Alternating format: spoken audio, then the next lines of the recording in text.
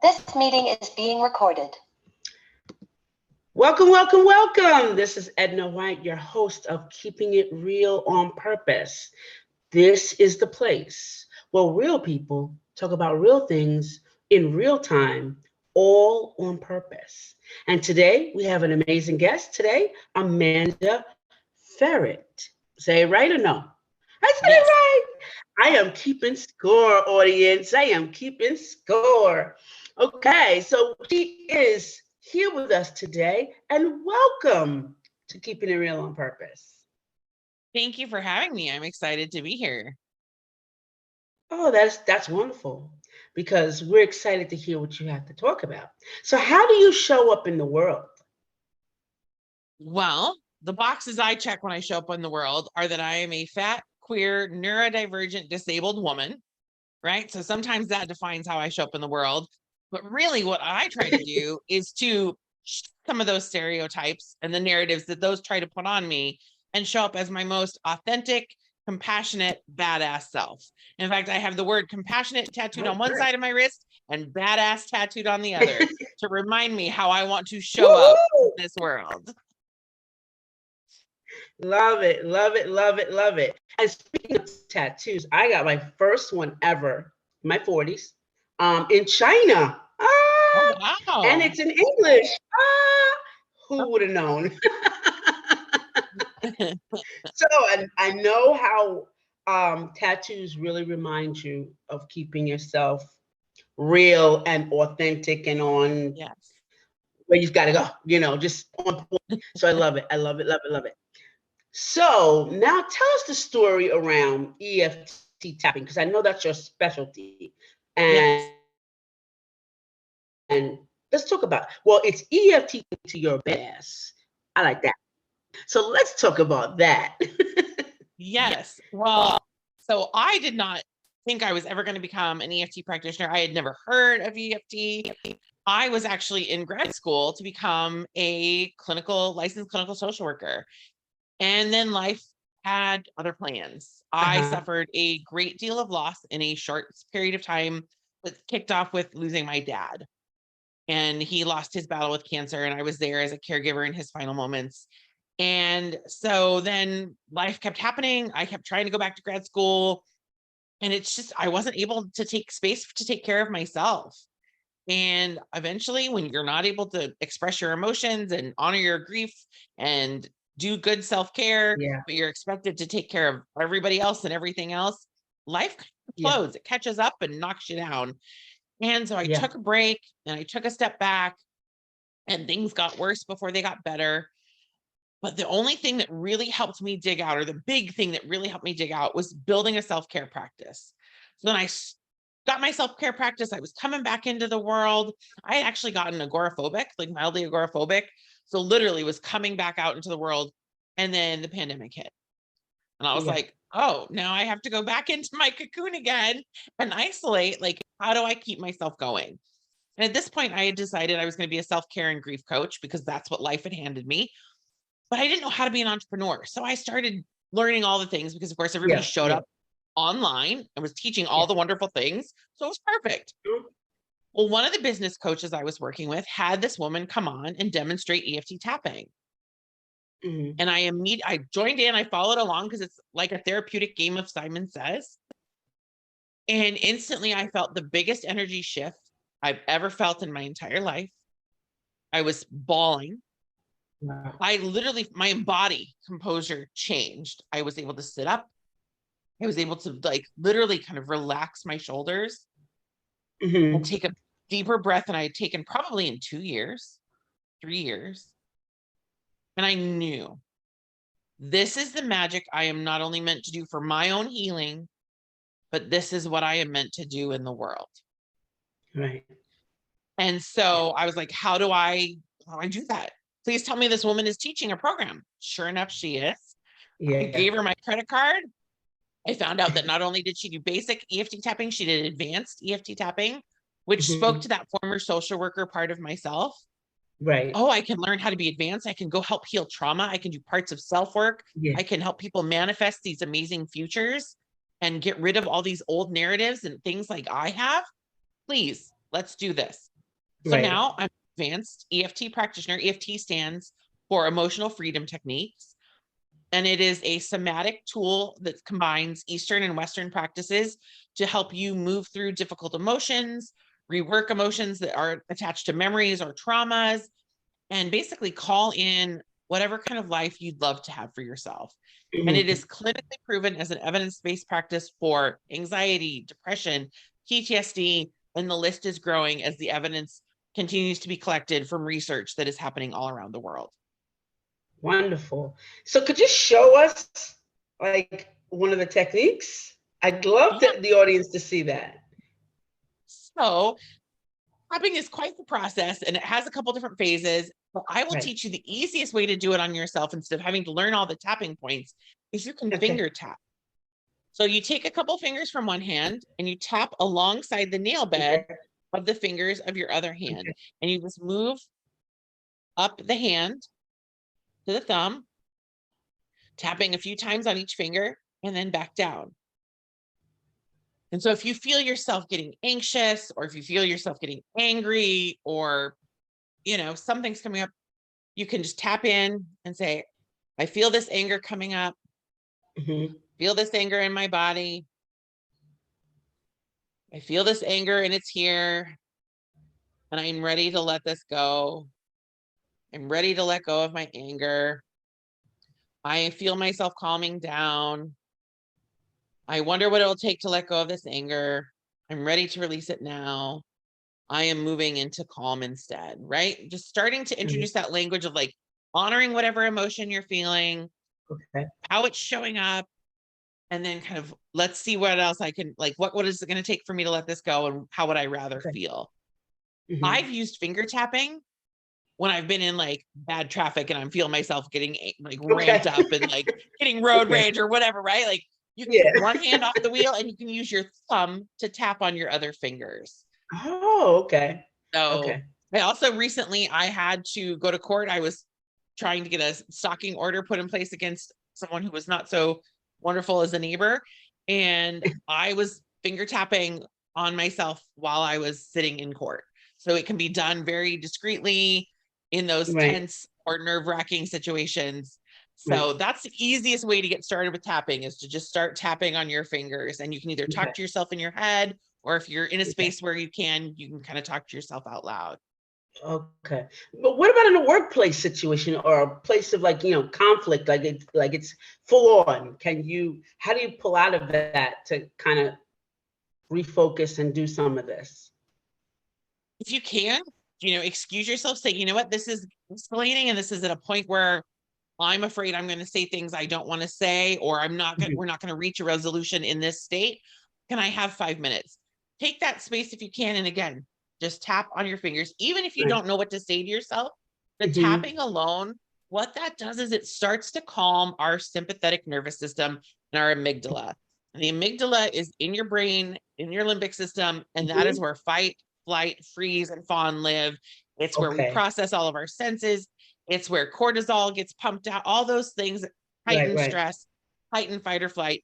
And so just tapping alone is going to start to move you into a rest and repose state, calm those systems down, and it moves you from primal brain to having access to your frontal lobe, where that higher thinking, that clarity in thought and decision making, more rational discussions, more conflict resolution can be accessed. So yeah, if there's no shame in asking for space for 5 minutes. I've taught this to teens. And so teens will ask for a bathroom break. Like if they feel it coming up in school, they'll ask to use the restroom, go to the restroom, tap it out, and then they are able to come back to class and attend to class and re-engage in learning. Yeah, gotcha. Oh, that's good. That's really good and very interesting. Now, I love how you talked about the amygdala and all of this. I love it all. Love the brain. Love the brain. So now, I want to talk about this fight, fight, flight, and freeze. Yes. Share with us, the audience, what those are.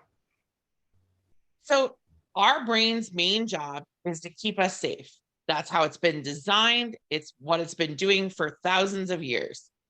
So our basic systems of our brain are all down here in the lower part, the stem and the Mhm. lower brain.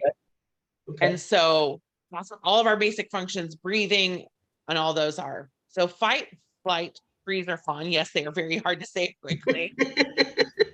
Is kind of our automatic response to perceived danger. Right. So do I need to fight to save myself? Do I need to flee? Do I need to tuck away and hide myself? What is going to be my best, right? And some of that is innate based on what kind of lived experiences we've had. Some of it is going to depend upon, what kind of situation we're in. But our brains like to make up stories sometimes and perceive things as threats that maybe aren't really that threatening. And therefore, it shuts us down from having that critical thinking piece, that accessing the frontal lobe, that's a much better decision maker than the primal brain. It's a little more advanced. It's and that's why car insurance doesn't go down until you're past 25, because the frontal lobe isn't actually developed until you're about 25 years old. Good info. Good info. But yet we will enlist men and women in the military at 18 because we know that they will. I won't go down that rabbit hole. That's another whole show, exactly. Right? But what tapping does is it interrupts that fight, flight, freeze, fawn system and says, no, right here, right now, we're safe. Thank you for doing your job. I'm going to take back over. I'm going to let the brain know, like, no, we're okay. Have a woosah. Like, we're all right. Let's get back up here where we can think a little clearer. And so again, our brain is just doing its job. It's doing what it has been designed to do, which is to keep us safe. But then we get to say, you know what? Thank you.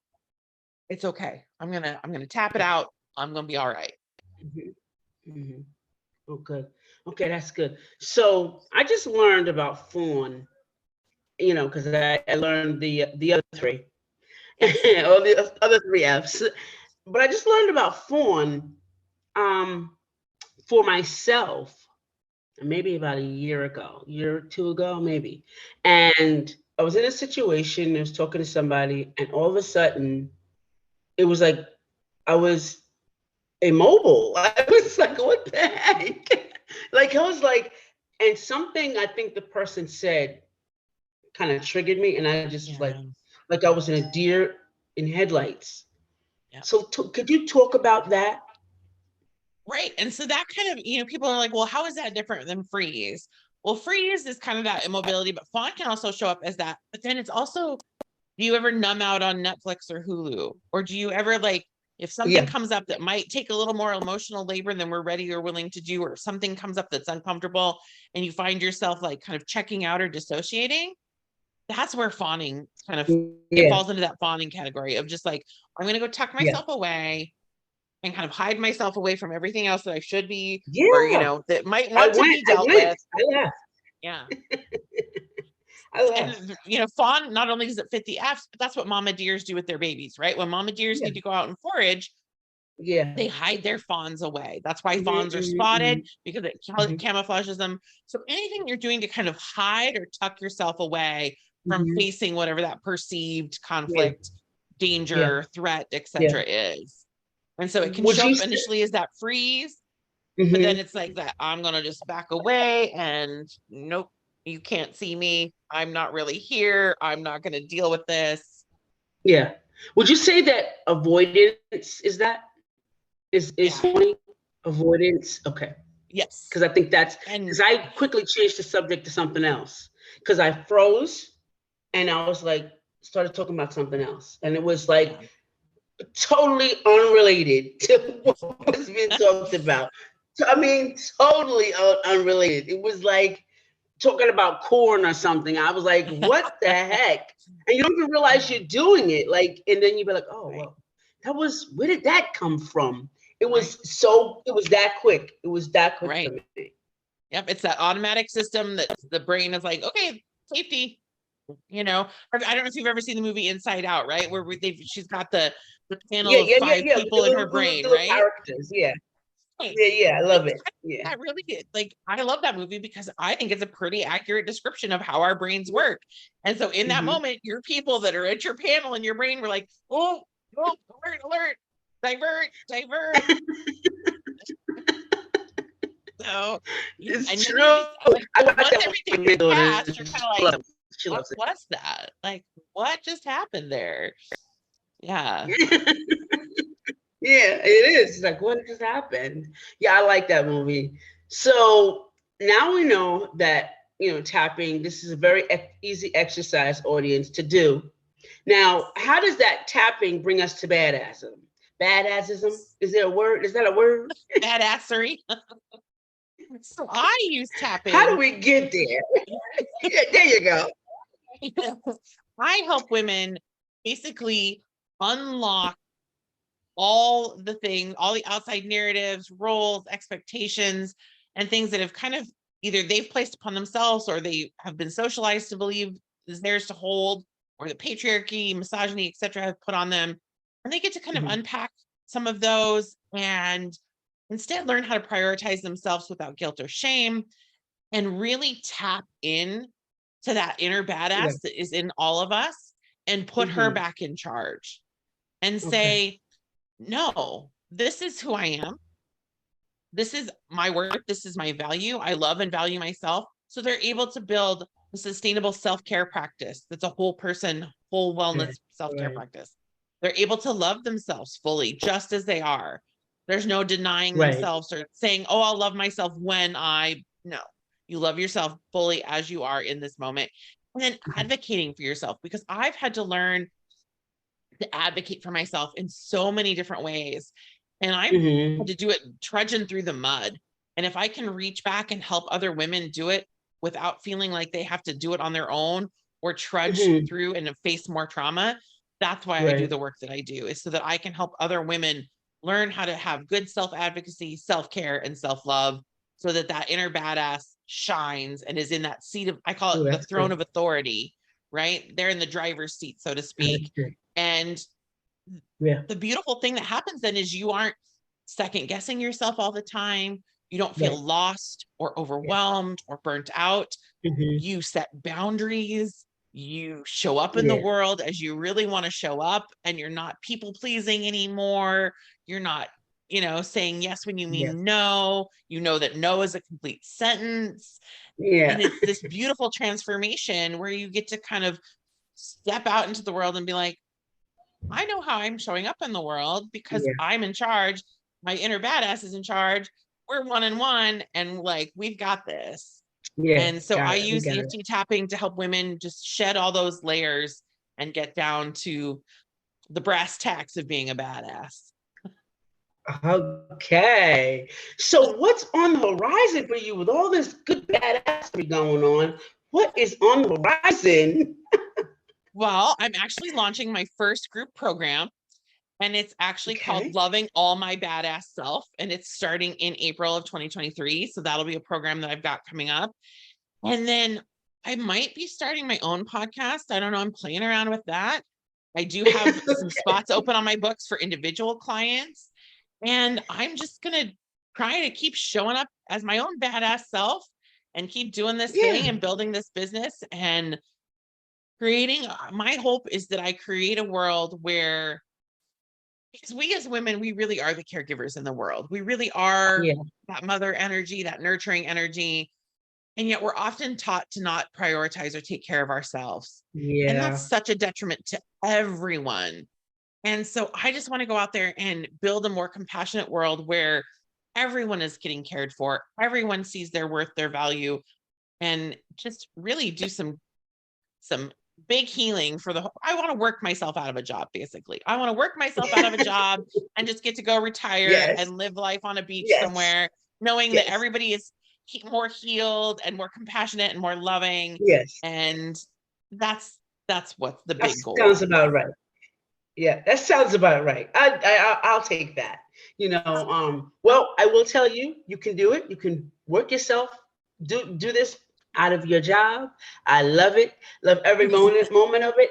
I know that I could see you on the beach talking to your client on your laptop, your very expensive laptop at that. You're talking, you can get here too. I can see you. I can see you. I can really see you.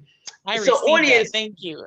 Yeah, sure. Audience, this is what we're here for. This is a really great thing to talk about because I was with somebody and they taught me the tapping here, taught me about that. And you taught me a little bit of, I didn't know this part. I stopped at this. I thought that was great. I just like, and it put me in tune with my body. So I love that it really, that you shared this with us today. So,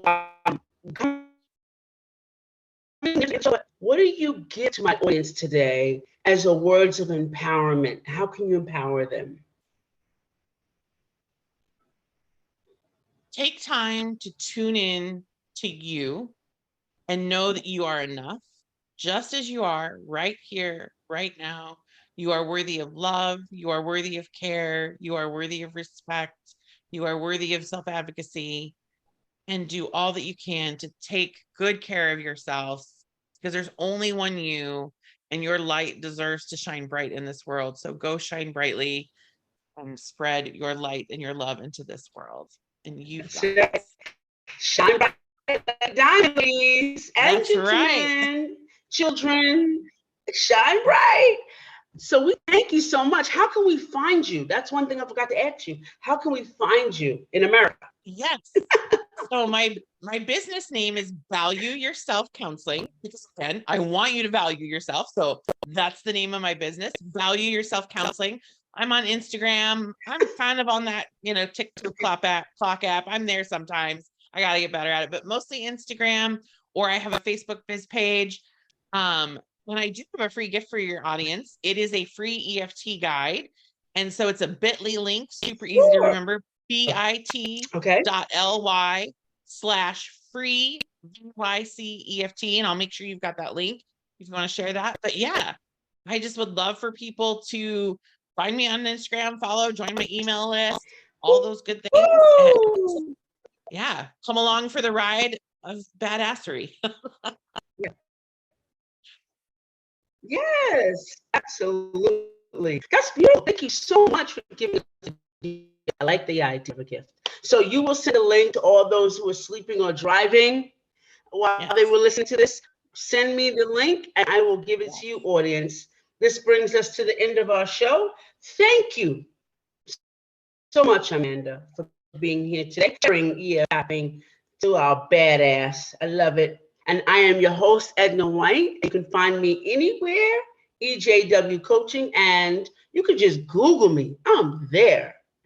Thank you all for being here, and we're saying goodbye for now.